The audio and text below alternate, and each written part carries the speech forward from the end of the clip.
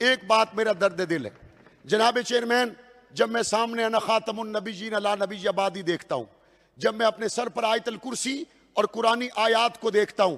تو پھر میرا دل مجھ سے پوچھتا ہے، میرے مسلمان بھائی مجھ سے پوچھتے ہیں، اسی ایوان سے متفقہ طور پر پاس ہونے والے تحفظ بنیاد اسلام بل کا کیا ہوا؟ کیا وہ گورنر پنجاب کے میز پر ہے؟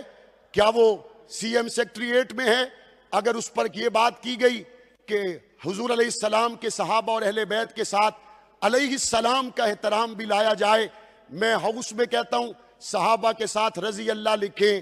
اہل بیت کے ساتھ علیہ السلام لکھیں، صحابہ کے ساتھ علیہ السلام لکھیں۔ شاہ صاحب بیٹھے ہوئے سامنے، میری ان سے بھی بات ہوئی، اس پر کسی کو اختلاف نہیں ہے، تحفظ بنیاد اسلام بل صحابہ اور اہل بیت کی عزت اور حرمت کو قائم کرنے کا ایک سرکاری بل تھا، اور سرکاری طور پر اس احترام کو قائم کرنے کے لیے ہم نے اس کو متفقہ طور پر منظور کیا تھا۔ میرا مطالبہ ہوگا مقدس شخصیات کے تحفظ کے لیے جو بل ہم نے منظور کیا تھا اس پر گورنر پنجاب چودھری سرور صاحب دستخط کریں اور عند اللہ سرخرو ہو۔